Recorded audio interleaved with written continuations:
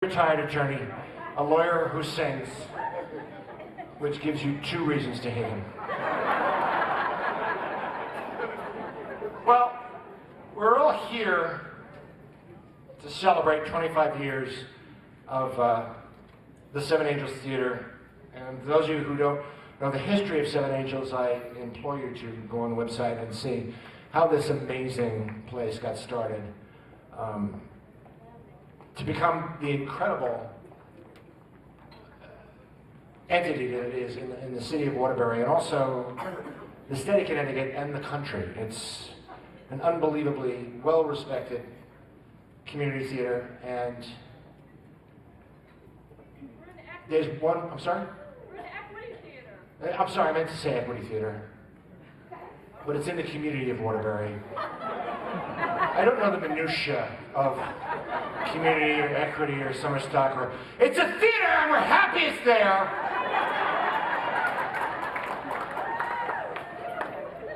Everybody's a critic, ladies and gentlemen. But the woman who is responsible for the Seven Angels, obviously, is the woman who we are all gathered here tonight to celebrate.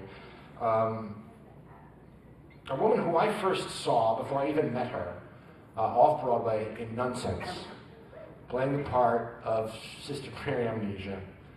And I will never forget that performance. That was one of the single greatest performances I've ever seen in my entire life. She so embodied that character. She was so completely absorbed in that character.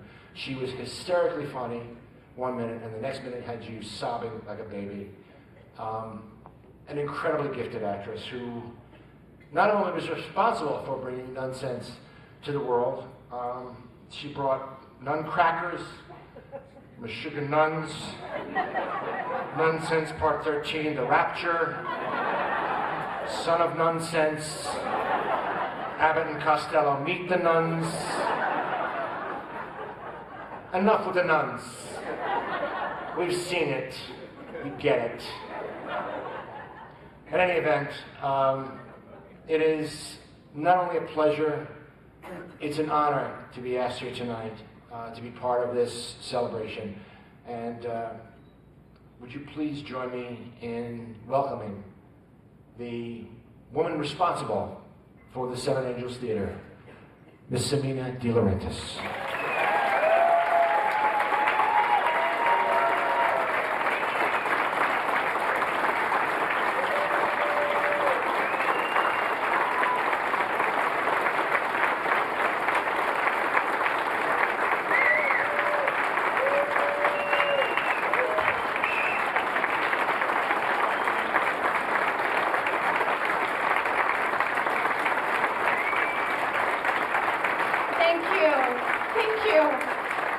Thank you so much. Thank you.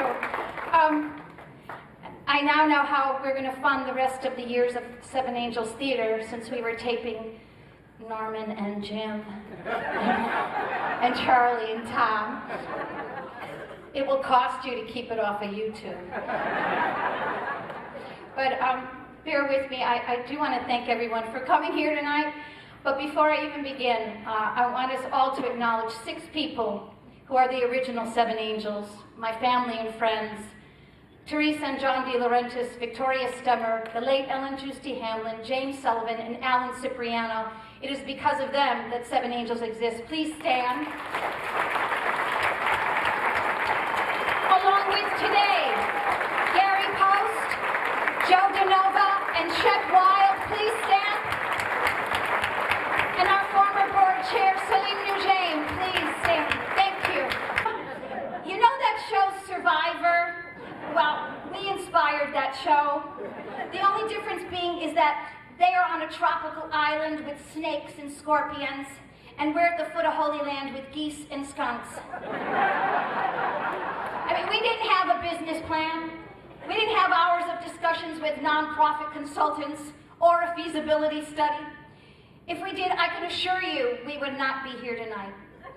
My father used to tell me, Semina, don't follow the pack. Well, let me tell you, there was no pack rushing to Waterbury to start a Broadway Union professional theater. Nobody was even getting off the train, except 6 wonderful angels. In those early years, we would call other professional theaters and mentors and ask them advice with a problem or an issue, and they would invariably say, well, I don't know, we've never had that problem. Or they'd say, do such and such a show, it is a surefire hit. And we'd do it, and nobody would come. But we soon discovered, do an Italian or an Irish play or musical, and you were golden. When I was in my 20s, I once worked with an old vaudeville performer, and I remember him telling me he had played the old Waterbury vaudeville houses, you know, Jake's, the Garden, all of them, the Palace. And the saying went on the circuit, if you could play Waterbury, you could play anywhere. And you know that saying, if you only knew then what you know now? But isn't that how wonderful things come about? And you know that in the end, they are meant to be. And I believe God plans it that way. Or God tricks us that way. When we began, little did we know what we had in store. I mean, no one told us about the hate mail we would get. And I thought, oh my God, we're only doing theater. No one told us what it would be like to negotiate with unions. I mean, what do you say to the union, which I am a member of, when they tell you no, the governor of the state of Connecticut cannot get up on stage and join the cast at the end of the show because it will throw off the balance of the union people with the non-union people on stage. What do you say? I take that back, I do know what to say. I just can't repeat it. No one told us what to do when the water to the building gets shut off 20 minutes before a matinee, a senior citizens matinee. Have you had that happen, Frank? No one told us about the man who would love to just drop in any time he wanted to and tell me, I'm going to shut you down. And for 15 years he tried. He once tried to even have me arrested. I told him, come and get me. I'll be waiting for you on the porch. That didn't go over too well. But finally he retired. He moved to Florida. Thank you, Miami. No one told us about the business accountant we would hire, who was an incredible artist. She could do incredible copies of Van Gogh, Monet, the signature of our treasurer.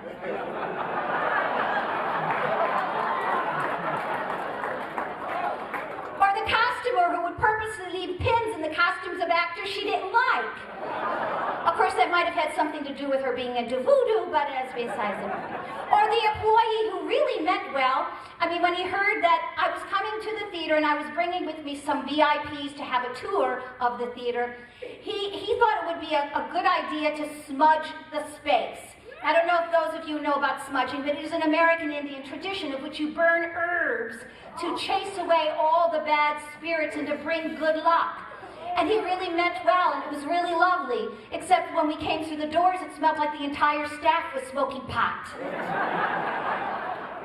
And no one told me, especially in those early years, that I would turn on WATR in the morning only to hear someone call in and call me a witch, or another itch word. So Joe, please tell Mario O'Leary I know how he feels. And no one told us about the actress who would go off her meds because she was out of the stress and strain of Manhattan and in the country, Waterbury, Englewood Avenue. So one day, I find her just before a performance, talking to the trees. There are a lot of trees in Hamilton Park. So I had to go on for her. Character description, 25, gorgeous, tall, sexy, femme fatale. The young man playing opposite her was mortified. I said, don't worry, honey, we'll cut the kiss. Just hug me, pretend I'm your mother. No one told us about the millions of honeybees that would settle in the huge chimney at the Hamilton Park Pavilion. No one ever knew they were even there until the bees decided they wanted to be in the shows. You know that Hitchcock movie, The Birds? Well, these bees invaded Neil Simon's Brighton Beach memoirs. So we had them smoked out, and they were led off to another habitat, someplace in Miami. We took out buckets and buckets of honeycomb and delicious honey. We thought it was a great idea. We'll bottle it and we'll sell it as nectar of the angels. But the Waterbury Health Department said no. But I think we sent you a jar, didn't we, Celine? Where are you? And no one told us when we were doing an original show about Elvis Presley that the Elvis Presley estate would contact us and tell us we could not say Elvis Presley. I mean, did you know you cannot say Elvis Presley, that he was born, that he died, that he had a mother? You can't say anything about Elvis Presley because his life and his name, they're all trademarked. So we did all his music, because he didn't write any of it, and paid the royalties and never mentioned the name Elvis Presley. So now you know why he left the building.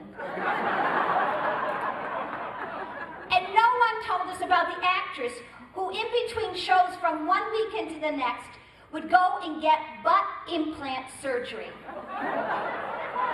I kid you not. And came back the following weekend and changed all the blocking and all the movements because she could only sit and move a certain way. And no one told me about the 3 VIPs who I knew, they're not here tonight, and who I'd been to for support and encouragement and funding, who I would accidentally overhear them talking at a restaurant bar, and I happened to be just in the booth right behind them. And they started talking about the palace. Where are you, Frank? Tavera? Where are you, Tavera? Where?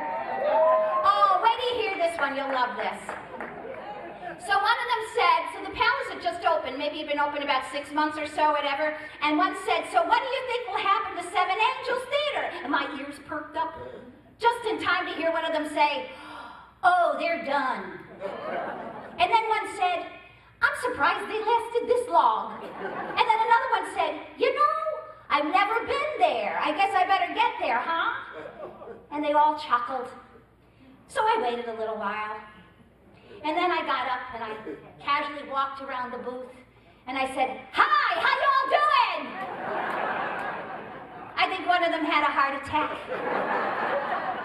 And then I said, oh, by the way, we ain't done yet. And they stumbled and stammered, and then I said, well, listen, I gotta go. I gotta get back to the theater. We're opening a show this weekend. Perhaps you'd like to come since you've never been. Oh, take care. Bye-bye. Enjoy your dinner. Isn't the crow delicious? Bye-bye. Bye-bye. Bye-bye. And I laughed, stopping short of what I really wanted to say, but I could have achieved with a simple Italian gesture. And no one told me, and told all of us at Seven Angels, no one told us that we would contribute a $1.75 million annual economic impact on the city of Waterbury and the region. That comes today to about $45 million. And no one told us that we would take a deteriorating building that had less than 1,000 people a year going through its doors for the 15 years prior to us going in there and bring it back to life to today, be able to say that over 900,000 people have come through its doors. And no one told us about the opportunities we would create and the careers we would help launch, not only in performing, but in playwriting and set and lighting design and directing and stage management. And no one told us about the phone call we would receive from a mother saying, thank you, we saved her daughter's life, that she was bullied and suicidal, and Seven Angels brought back her self-confidence, her self-esteem, and gave her a safe haven. And no one told us about the wonderful people we would meet, and no one told us about the difference we would make. And those things trump all the hurts, all the disappointments, all the frustrations, and all the challenges. In the early years, my agent at the time, Barry Douglas, God rest his soul, he would call me and he would say, Semina, honey, I got a job for you. I got an audition. I got this. I got that. And without fail, I would always say, well, Barry, I can't right now. I got this crisis, this issue. I would tell him about the latest visit from my I'm going to shut you down, pal. And one day there was silence at the end of the phone. And he said, Semina, honey, you know I love you, but do me a favor, sweetie. Take off the rose-colored glasses. Don't you get it? They don't want you. They don't want Seven Angels Theater. And I can't tell you how many times over the years that sometimes that conversation would come back to me. But without fail, always a phone call or a note arrived that said thank you.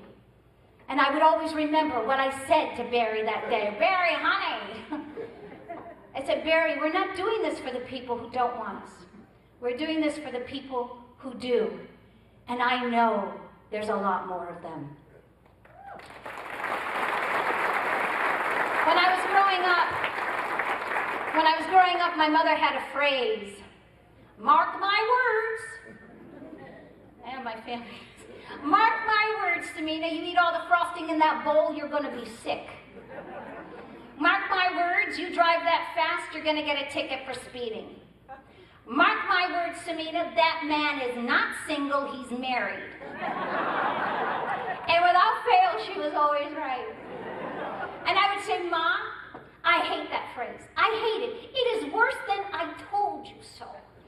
And she would laugh, and I would tell her, no, I will never, ever, ever, ever say that phrase. Well, I know my mother is laughing now, because I stand before all of you, and I say, on behalf of myself and all of us at Seven Angels Theater, I say, mark my words, Seven Angels, the best is yet to come. A salute.